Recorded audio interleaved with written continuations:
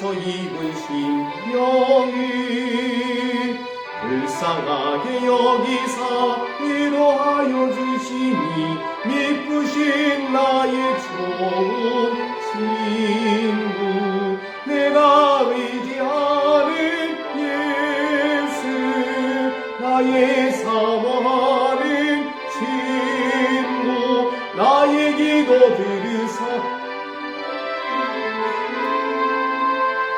미쁘신 나의 좋은 친구 주의 손 의지하고 살 때 나를 해할 자가 없도다 주님 나의 마음을 크게 위로하시니 미쁘신 나의 좋은 친구 내가 의지하는 예수 나의 사모하는 친구 나의 기도 들으사 응답하여 주시니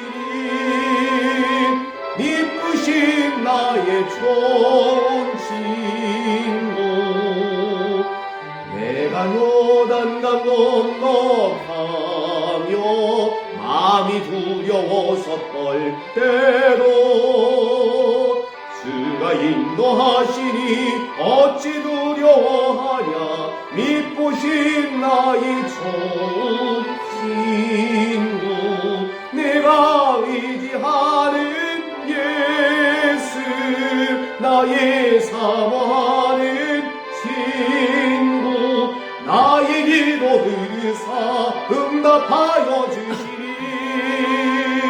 미쁘신 나의 좋은 친구 이후 천국에 올라가서 모든 성도들과 다 함께 우리들을 구하신 주를 찬양하리라 미쁘신 나의 좋은 친구 내가 의지하는 예수 나의 사모하는 친구 나의 기도 들으사 응답하여 주시니 미쁘신 나의 좋은 친구 오늘 우리에게 주시는 하나님의 말씀은 로마서 17장 18절에서 25절의 말씀입니다. 로마서 7장 18절에서 25절의 말씀을 우리 한 절씩 교독하겠습니다. 내 속 곧 내 육신에 선한 것이 거하지 아니하는 줄을 아노니 원함은 내게 있으나 선을 행하는 것은 없노라. 내가 원하는 바 선은 행하지 아니하고 도리어 원하지 아니하는 바 악을 행하는도다. 만일 내가 원하지 아니하는 그것을 하면 이를 행하는 자는 내가 아니요 내 속에 거하는 죄니라. 그러므로 내가 한 법을 깨달았노니 곧 선을 행하기 원하는 나에게 악이 함께 있는 것이로다. 내 속사람으로는 하나님의 법을 즐거워하되 내 지체 속에서 한 다른 법이 내 마음의 법과 싸워 내 지체 속에 있는 죄의 법으로 나를 사로잡는 것을 보는도다. 오호라 나는 곤고한 사람이로다. 이 사망의 몸에서 누가 나를 건져내랴. 우리 주 예수 그리스도로 말미암아 하나님께 감사하리로다. 그런즉 내 자신이 마음으로는 하나님의 법을 육신으로는 죄의 법을 섬기노라. 아멘. 아멘. 네, 로마서 8장 10절 말씀을 다 같이 합독합니다. 또 그리스도께서 너희 안에 계시면 몸은 죄로 말미암아 죽은 것이나 영은 의로 말미암아 살아있는 것입니다. 아멘. 오늘의 말씀의 제목, 반복적인 회개를 해야 하는 이유입니다. 예수 그리스도를 통해서 성취하신 구원, 이루어놓으신 구원, 그 구속, 죄사함의 은총을, 은혜를 받기 원한다면 반드시 인간 편에서 해야 될 두 가지가 있다고 했습니다. 그 한 가지가 회개입니다. 또 하나가 믿음입니다. 하나님께 대한 회개, 주 예수 그리스도에 대한 믿음. 자, 그런데 왜 회개도 이 반복적인 회개가 있고요. 또 하나는 단회적인 회개. 단회적인 회개라는 건 딱 한 번의 회개가 있다는 얘기예요. 한 번의 회개가 있고요. 반복적인 회개가 있습니다. 그리스도인들은 이 두 가지 회개가 함께 있어야 됩니다. 1차적으로 죄사함의 구원을 받기 위해서는 단회적인 회개가 필요합니다. 무슨 얘기예요? 성령께서 우리를 불러주신다고 하죠. 예수 그리스도를 통해서 이루어 놓으신 그 성취하신 그 구속에 각 개인들이 참여할 수 있도록 성령이 불러주시는데 1차적으로 전도자들을 통해서 또한 전도자들을 통해서 전해지는 말씀이 들려올 때 그 말씀을 깨닫고 알게 해주시는 또한 예수 그리스도께서 우리의 온전한 유일한 구원자가 되신다는 것을 알게 해주시는 열어주시는 그런 은혜의 역사 이것을 성령의 내적 소명이라고 했어요. 성령의 외적 소명인 전도를 통해서 듣는 그 말씀 가운데 성령께서 내적으로 우리를 불러주시는 거죠. 자, 거기에 바른 응답 행위가 참된 회개라고 했습니다. 바른 회개. 그때 그 죄에 대해서 알고 자신의 죄로 인한 자신의 당시의 영적인 상태를 정확하게 인지한 가운데 그 부분에 대해서 통일자복하면서 예수 그리스도만이 이 죄의 문제를 해결할 수 있는 죄로 말미암아 들어온 그 사망의 문제를 해결할 수 있는 유일한 구원자이심을 인정하고 그분을 십자가에 못 박히신 그리스도를 믿음으로 또한 그 부활하신 예수님을 모셔드림으로 구원함에 이르게 됩니다. 이때 있게 되는 회개, 이게 단회적인 회개예요. 자,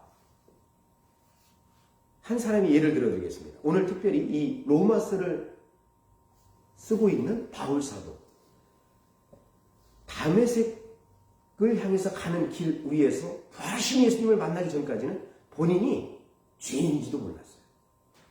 예수님을 믿는 사람들을 핍박하고 잡아 죽이는 그런 일이 예수님을 박해하는 일인지 몰랐어요. 그 예수님이 하나님이 보내신 그리스도 메시아인지를 전혀 몰랐어요.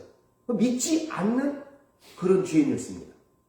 그것을 이 다메섹 도상에서 부활하신 예수님 만나고 하는 가운데 예수님의 말씀을 듣는 가운데 그는 자신이 예수 그리스도를 박해한 엄청난 죄인이 믿지 않은 그런 죄인이었다는 것을 그는 깨닫죠. 3일 동안 금식하는 가운데 하나님 앞에 이 단회적인 회개를 그때 하게 됩니다. 실제적으로.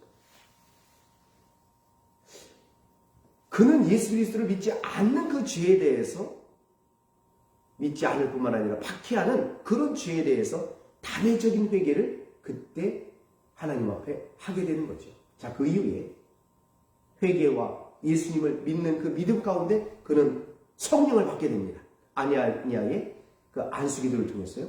성령 받은 이후에 그가 이 자신의 내면 가운데 이 두 가지 모습이 있는 것을 발견하게 됩니다. 우리가 이거를 아주 냉정하게 봐야 돼요. 하나님 앞에 회개하면서 예수님을 영접한 그 이후에도 우리 안에 죄가 있다는 사실을. 무슨 얘기냐?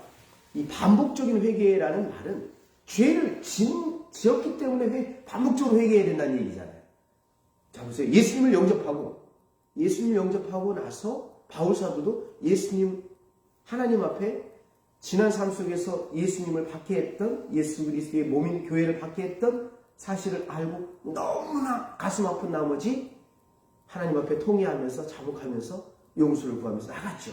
이 단회적인 회개가 있었어요. 그 이후에 성령이 임하죠. 성령이 임한 가운데 성령의 인도하심을 따라서 1차, 2차, 3차, 4차의 전도 여행을, 선교 여행을 하게 됩니다.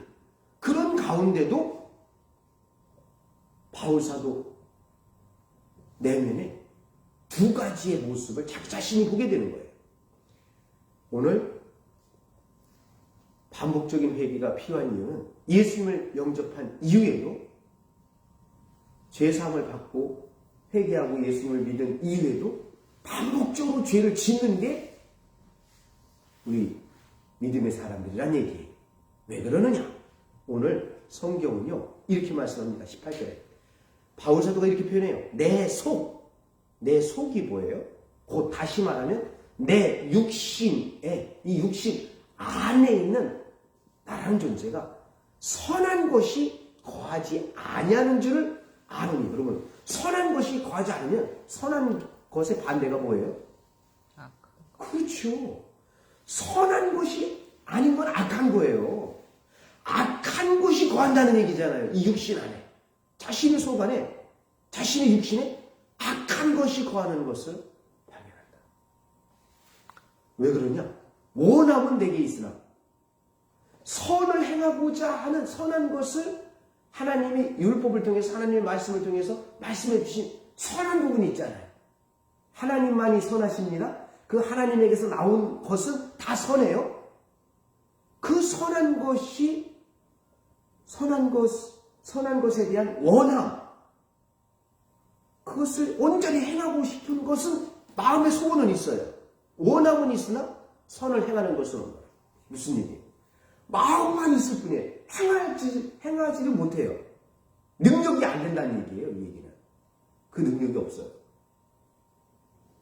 내가 원하는 바는 선은 행하지 아니하고 도리어 원하지 아니하는 바 악을 행하는 것. 이 바울사도에게 구원받은 바울사도, 성령 받은 바울사도, 성령의 인도한 가운데 지금까지 살았던 바울사도에게 이런 내면적인 비참한 현실이 존재하고 있었답니다.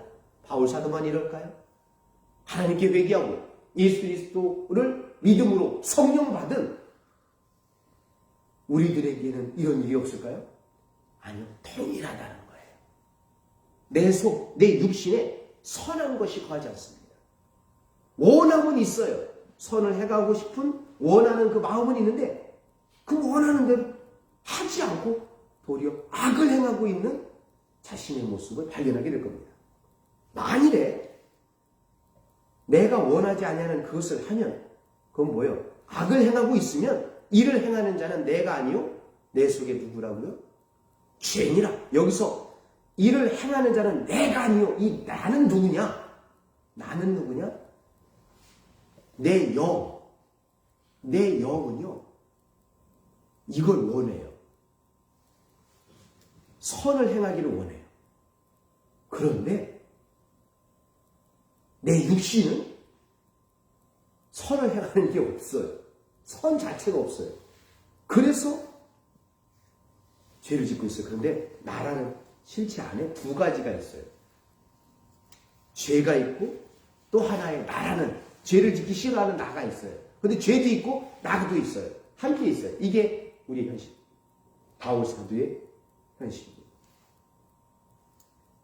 그래서 이렇게 표현합니다. 22절에 내 속사람으로는 속사람이 있으면 또 다른 사람이 있겠죠. 그렇죠.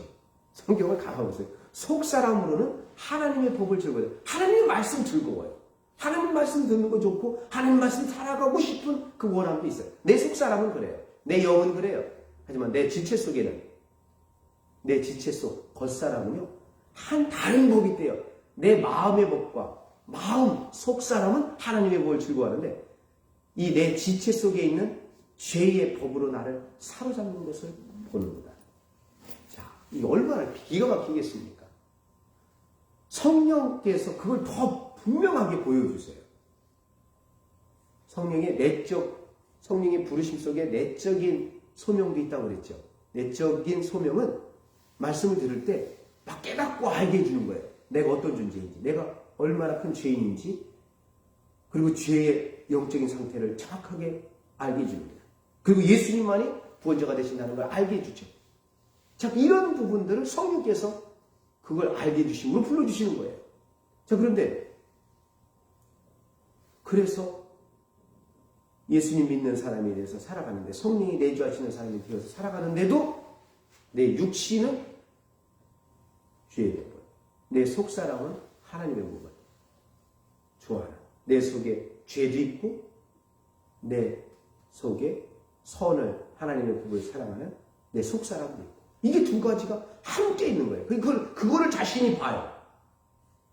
자신이 내면을 살펴봅니다. 그런데 참 안타까운 것 중에 한 가지가, 지금 로마서 7장 단계는요, 아주 영적인 수준급의 영적인 깊은 단계에 있는 거예요. 제자 훈련을 해도 이런 훈련을 안 받아요. 이런 내용은 없어요. 아무리 제자 교재에 이런 부분들에 대해서 지목하는 그 내용 부분들은 없어요. 제가 지금까지 본 제자 훈련 교재에는. 내적인 훈련, 이게 얼마나 중요한지. 그런데 이 단계에 이르는 사람들이 그렇게 많지를 않아서 그러는 거예요. 바울사도처럼 철저하게 성령 따라 나아가는 가운데 성령이 계시를 통해서 하나님의 말씀을 보고 자기 자신을, 내면을 정확하게 보면 이게 보입니다. 정직하게 보면 이런 부분들이 보이거든요. 그래서 바울사도는요, 여기서 또 한 번의 탄식을 합니다. 이게 뭐예요? 죄에 대한 탄식이에요. 계속해서 죄를 짓고 있는데요. 마음으로는 하나님의 법 좋아하지만 계속해서 육신을 따르는 내 속에 있는 죄가 나를 계속 끌고 가요. 죄를 짓는 방향으로. 그래서 바울사도가 기도하는 겁니다. 24절. 오라, 나는 곤고한 사람이다. 이 사망의 몸에서 누가 나를 건져내냐? 하면서 지금 하나님께 이렇게 기도합니다. 그때 하나님께서는요, 응답을 해주십니다. 응답받은 바울사도의 모습이 25절이에요. 우리 주 예수 그리스도로 말미암아 하나님께 감사합니다. 주 예수 그리스도가 이때도 구원자가 되신다는 거예요. 여러분, 진짜 절망 가운데서 하나님, 내 육신은 계속해서 주의 법을 따라가고요, 내 영은 하나님의 법을, 내 마음은 하나님의 법을 좋아하는데 저 하나님 법 말씀대로 살고 싶어요. 그러면서 자기 자신의 죄의 법으로 끌려가는 자기 자신을 보면서 막 탄식하면서 나갈 때 하나님 앞에 이렇게 24절에 탄식의 기도를 하나님께 올려요. 그때 하나님께서 그를 예수 그리스도로 말미암아 거기서 깨닫게 하시는 은혜를 주십니다.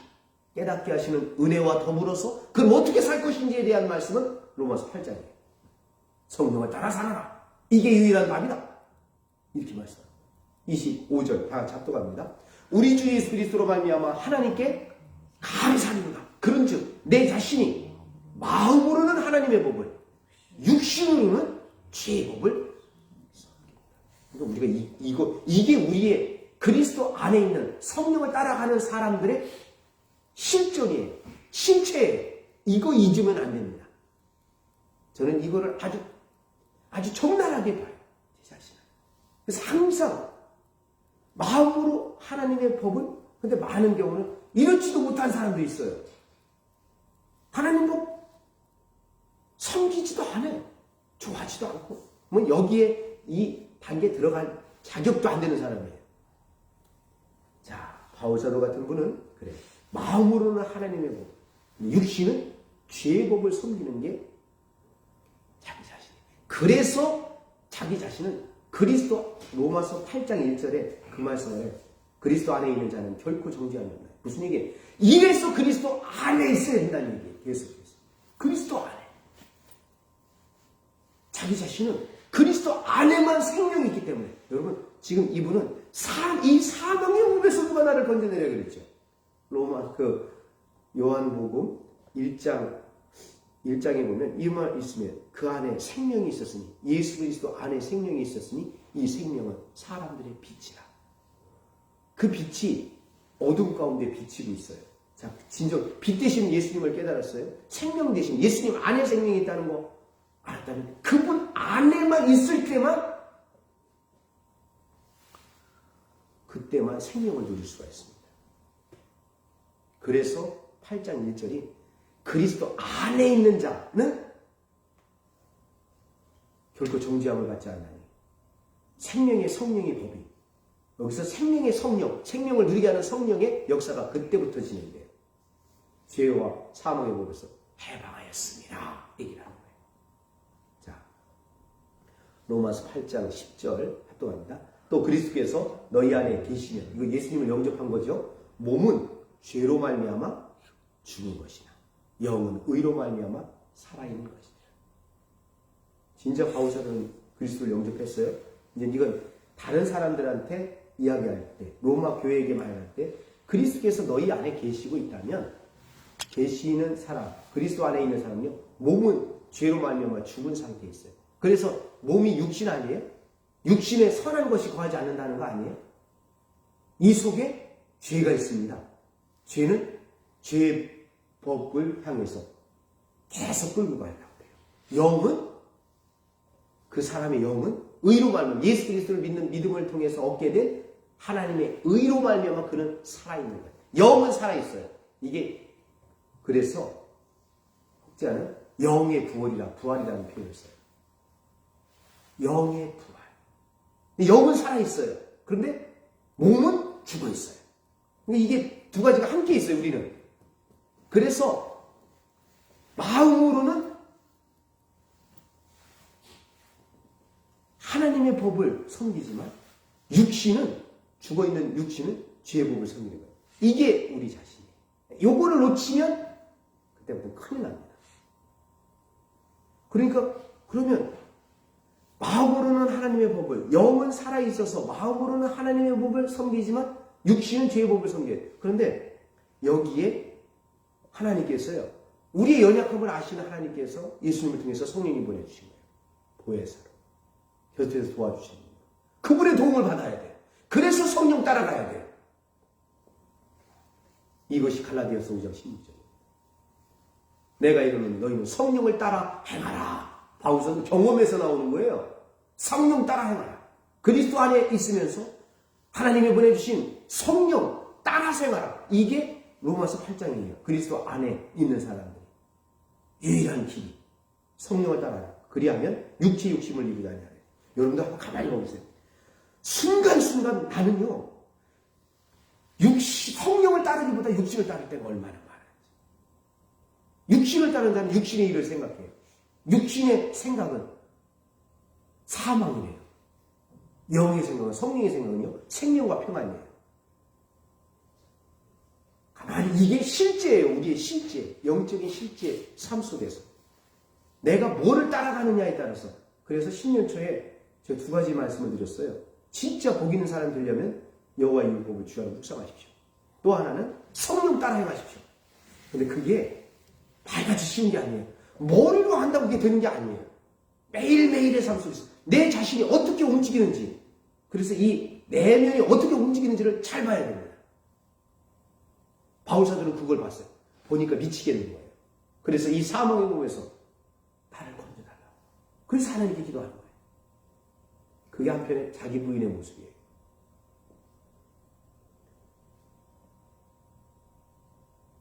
성령을 따라 행하라. 그리하면 육체 욕심을 이루지 아니하니 육체의 소욕을 잡으세요. 아까 그랬죠.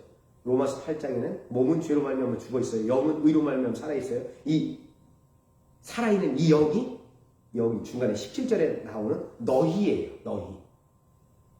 갈라디아 교인들. 살아있는 영. 그런데 그 안에 육체가 있고요. 육체의 욕심, 육체의 소욕이 있어요. 육체의 욕심은 탐심이요. 육체의 소욕은 정욕이에요. 또 성령이 그 마음 가운데 이 양쪽에서 내 영을 둘 다 얘기합니다. 그때 육체의 욕심을 따라가면, 성령 따라가면 육체의 욕심을 움직이지 못해요. 근데 성령 따라가지 않으면 100% 육체의 욕심, 소욕 따라가 움직여요. 그러면 육체의 일이 아주 분명하게 나타납니다. 음행, 더러운 것, 우상숭배, 주술, 원수 맺는 것, 분쟁, 시기, 분냄, 당지는 것, 분열함과 이단과 투기, 술취함, 방탕함. 근데 이런 일을 하는 자들은 하나님 나라를 유업으로 받지 못할 것이다. 너무 무서운 얘기잖아요. 베드로 사도도 이런 말씀했어요. 구원받은 거듭난 사람들. 우리가 거듭난 것은 하나님의 말씀과 성령으로 거듭납니다. 거듭난 이후에 베드로전서 2장 1절을 말씀하여 그러므로 모든 악독과 모든 기만과 외식과 시기와 모든 비방하는 말을 버리고 이걸 봐보세요. 베드로 사도도 거듭난 사람 내면 안에 이런 부분들이 이런 요소들이 있다라고 말씀하는 거예요. 바울 사도는 로마서 7장을 통해서 이런 부분들의 내면에 이런 죄가 이런 것들을 드러내고 있다는 것을 막 보여주는 거예요. 근데 이런 부분들이 보여졌을 때 베드로 사도도 그러는 거예요. 이거 버려야 된다. 버려야 된다. 근데 어떻게 버려야 돼요? 어떻게 버릴 수 있을까? 능력도 안 되는데. 그래서 바울 사도처럼 오호라 나는 곤고한 사람이다. 이 사망의 몸에서 누가 나를 건져내냐. 그러면 그게 하루아침에 그런 죄악된 모습들이 다 드러나나요? 순간순간 우리는요 성령 따라가지 않을 때가 있어요. 육을 따라 움직일 때가 있다니까요. 육체의 생각에 이끌려서. 자, 그때마다 이런 부분들이 드러날 때 하나님 앞에요. 자기 내면을 보면서 바울사도처럼 자기 가슴을 쳐야 돼요. 자, 이거는 성령 받은 이후에 일어나는 일들 아니에요? 자, 이런 일들이 바울사도 계속해서 그런 모습 볼 때마다 계속 하나님 앞에 반복해서 그 죄에 대해서 예수님 믿고 나서 지은 죄에 대해서 이렇게 하지 않았을까요? 반복적인 회개를 하지 않았을까요? 그러니까 예수님 믿기 이전에 단회적인 회개의 모습 있어야 돼요. 그게 죄사함의 구원을 받는데 필수적인 거예요. 그런데 그 이후에 이 내면 안에 있는 뿌리 박혀 있는 죄에 대해서 그래서 그로 인해서 나타나게 되는 죄의 결과물들에 대해서 하나님 앞에 철저하게 이런 모습으로 나아가는 과정, 이것이 반복적인 회개로 나타나야 된다는 것입니다. 구원파 있죠? 구원파가 이단인 이유 중에 한 가지가 그래요. 구원받은 후에는 회개할 필요가 없다라고 그들은 가르쳐요. 이들이 얘기하죠. 이들은요 깨달음을 통해서 구원을 받는다. 깨달음을 통해서 구원을 받는다고 얘기하거든요. 자, 그런데 구원받은 후에 회개할 필요가 없다. 그 얘기는 뭐예요? 회개하는 자는 죄가 있다는 증거예요. 그렇죠. 회개하는 자는 죄가 있다는 증거인데 그들은 죄가 없다는 얘기예요. 그러니까 죄를 안 짓는다는 얘기예요. 그렇게 얘기를 하는 거예요. 그래서 예수님 믿고 나서 엄청난 죄를 짓는데 예수님께서 그 죄 다 해결했으니까 죄가 없어. 그래도 기성교회는요. 정동석 교수님이 원래 이 구원파에 있다가 나오신 분이에요. 그래서 그들의 교리를 이렇게 비판합니다. 구원파를 왜 이단이라고 하는가라는 그의 저서에 이런 말이 있습니다. 구원파는 회개와 믿음이 빠진. 보세요. 우리는 구원 얘기하면 회개, 믿음. 이게 중심 축을 이루어야 돼요. 근데 깨달음. 아니요. 깨달은 건 지적인 이해죠. 지적으로 내가 무슨 죄를 졌는지 내가 이 죄를 해결받기 위해서 예수 그리스도가 진정 나의 구원자로 내가 필요한 존재라는 거 알고 회개와 믿음으로 나가야 되는 거 아니에요? 구원파는 깨달음만 중요한 거지 지적으로 아는 것만 중요한 거지 그 지적으로 안 것에 대해서 회개하고 철저한 회개, 참된 회개, 참된 믿음이 빠져 있어요. 그러니 이단이에요. 그리고 정통교회에서는요. 회개하고 예수님을 영접하게 되면 신부는 죄인에서 자녀로 바뀌어요. 이게 칭의의 구원이에요. 그런데 성품은 여전히 사함받은 죄인이지만 하나님의 뜻대로 살지 못하는 자녀로서 여전히 반복적인 회개가 필요하다. 라고 얘기합니다. 우리 한번 깊이 생각해 봐야 돼요. 나 예수님 믿고 나서 성령 받고 나서 바울 사도처럼 실제 우리 존재가 그렇지 않습니까? 진짜 내가 자신을 정확히 본다면 성경을 바르게 알고 있다면 마음은 하나님의 법을 육신은요 죄의 법을 숨기는 그런 존재라는 거. 이거 죽는 그 순간까지 없어지지 않습니다. 마음으로 하나님. 그러니 늘 근신하고 깨어있지 않으면 우리는 100% 마귀의 시험에 받을 수밖에 없는 존재예요. 그래서 죄 지을 수밖에 없습니다. 그런데 이렇게 죄를 졌을 때 바울사도처럼 오라 나는 공고한 사람이다.